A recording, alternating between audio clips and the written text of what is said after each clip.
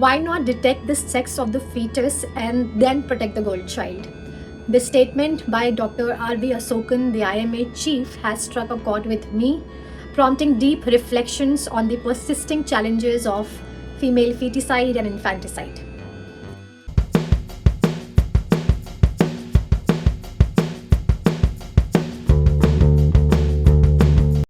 Hi and namaste, welcome back to my channel, The Smiling Storyteller, where I strive to bring you tales that deeply resonate with the society, particularly those related to women and history.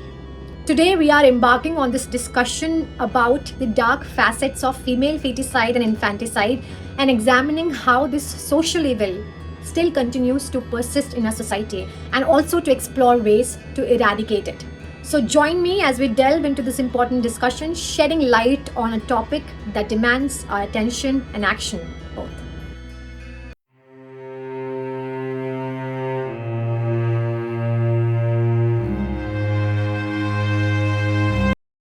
Recently, Dr. R.V. Asokan engaged with India's largest news agency called PTI, where he shared his views on re-envisioning the act called PCPNDT. PCPNDT is Preconception and Prenatal Diagnostic Techniques Act, which came into force in the year 1996 in response to the falling sex ratio and concerns that ultrasound technologies are being used to detect the sex of the fetuses. The PCPNDT Act includes clauses that number 1, prohibit sex determination, number 2, regulate the use of ultrasound machines, number 3, mandate the registration of diagnostic centers or clinics, and number 4, outline the penalty for violations, including imprisonment and fines.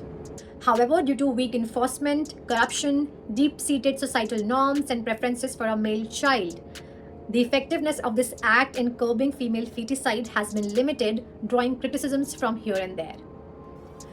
Today, my objective is to bring you closer to the issues of female feticide and infanticide rather than debating whether this act needs re-envisioning or not.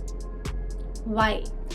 Because from the highest offices of India to the smallest villages, the fight to safeguard the girl child is woven deeply into our society. It's a tale of courage and resilience with moments of sadness and hope, and we cannot ignore the unfairness in our midst.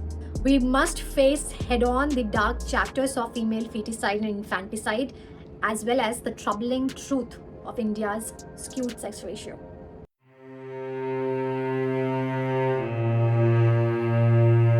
Let me start with the definitions of feticide and infanticide. Female feticide refers to selective abortion of female fetuses. As per a recent study, selective abortion in India may lead to 6.8 million fewer girls by 2030, with highest deficit of girls in Uttar Pradesh. And you know what? If this little revolution holds water, we still have quite a marathon ahead of us before we start slapping labels like civilized, educated, developed on ourselves. And now, female infanticide. Female infanticide is referred to as deliberate killing, murder of newborn girls. Up next are some news pieces for you that might challenge the belief that you may have that the situation is improving or we are improving. Have a look. In Mandya district of Karnataka, a female feticide ring was exposed consisting of doctors, nurses and agents who have allegedly carried out over 900 female feticides in a makeshift surgical facility. A 22-year-old girl reportedly endured torture with hot iron rod from her husband and in-laws after she gave birth to a girl child. And an incident from Kerala brought out a story of a woman who approached court because she endured a lot of pain over years as she delivered a girl child, despite her in-laws instructing her to conceive a good boy child. Can you imagine? And in another incident, a grandmother was arrested for female infanticide, as apparently she has murdered her granddaughter because she was the third girl born to the family. These incidents highlight society's hypocrisy when it comes to worshipping goddesses, yet preferring sons over daughters.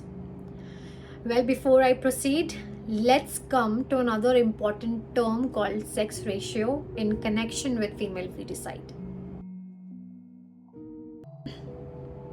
There are two kinds of sex ratio of the total population and sex ratio at birth. Let's start with sex ratio of the total population. What does it mean?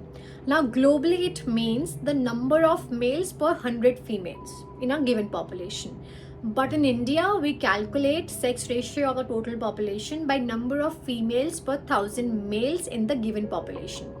Now, this is an indicator of gender distribution in the population, and it's often used to indicate gender balance in the society. Now, sex ratio at birth. Globally, it means number of male births per 100 female births. But in India, sex ratio at birth is taken out to be the ratio of female births per 1,000 male births. And what does sex ratio at birth indicates? Sex ratio at birth indicates gender preferences, sex selective practices, and gender imbalances due to factors like female feticide and infanticide. And India's sex ratio at birth is 929. That means per 1,000 male births, there are 929 female births. Well, today we have evolved. We are in the 21st century, but the fascination for sons still persists, doesn't it? But do you know some wonderful reasons why sons are preferred over daughters even today? But don't worry, because I am going to unravel those reasons quicker than you can say gender equality.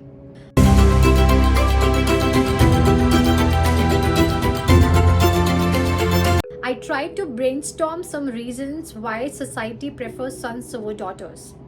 And here they are. Number one, because girls are financial burden.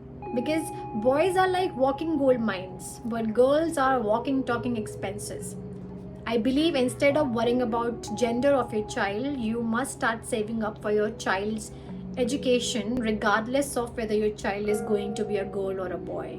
The second reason why society prefers sons over daughters is dowry. Yeah, the age-old tradition of pricing the girl, no, the boy. Because definitely both of them are on clearance sale. Well, if today dowry is a reason for you to not have a girl child, then I would urge that instead of worrying about how much can you accumulate for your girl, you rather empower her to be an individual with a career and passions, and then you will find her that she can also equally contribute to the society. Third reason that I found out why society prefers sons over daughters is family honor. Because girls' actions dictate the entire family's honor, right? Forget about individual responsibility and character. Let's just wrap the girl in a bubble wrap until it's her age to get married. Well, to these individuals, I would rather say that try to respect your girl as another human being. Treat her with dignity and give her a chance to have agency and autonomy, and see her magic then. Fourth reason that I found out why families prefer sons over daughters is a fear of sexual harassment. Because boys will be boys, right? Instead of addressing the root cause of harassment and teaching respect to men, we would rather keep girls locked up at home. But do you think it will solve anything? I urge that we start teaching our children to learn consent and respect to every individual. The fifth reason that I found out that makes sons more preferred than girls is gender role. Because we see boys bringing in more prosperity to the home, while girls will only cook, clean, and pop out babies. So how about we break from this outdated stereotype, my friends, and let every child pursue their dream regardless of their gender. Another reason that inclines society more towards sons than daughters is with daughters there's a lack of support in the old age, because boys are retirement plans, while daughters have to be discarded post their marriages. I'll give you an alternative. Let's try to foster a strong relationship with all your children and create a support system based on love and support and not give and take. Daughters will also help you out in old age. I bet my words. And another one of the important reasons what makes son more preferred over daughters is education. Because we as a society think that educating a girl is wasting resources, because ultimately all she has to do is to be an obedient and ignorant wife than be an empowered and educated woman. And an alternative is the education, because by educating a girl child, you are not just producing an asset for your family but for the nation. I urge you, try educating all your children equally and then see their full potential. And you will regret if you had this one reason to not having a daughter. And while I speak, it's really disheartening to see how some platforms online are perpetuating this outdated notion and catering to an audience that seems to stuck in a bygone era. Have a look.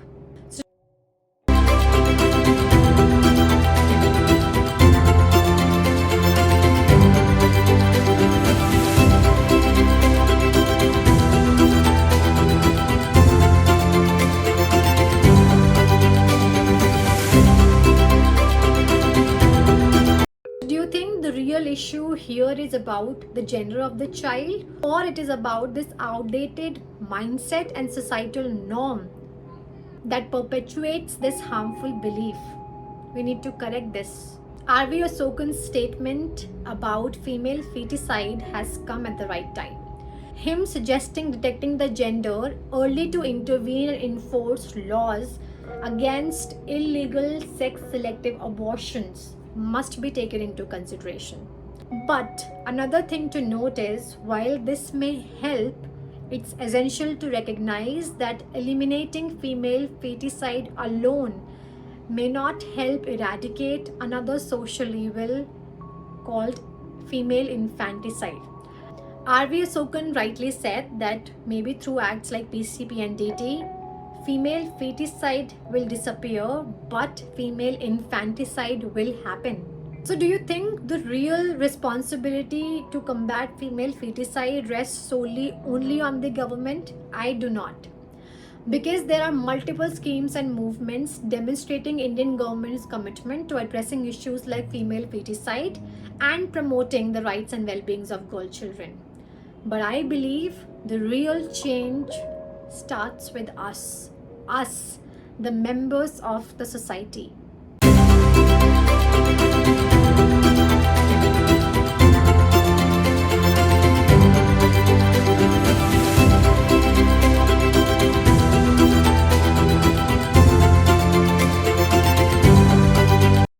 We must challenge biases, foster equality, and champion the rights of every girl child.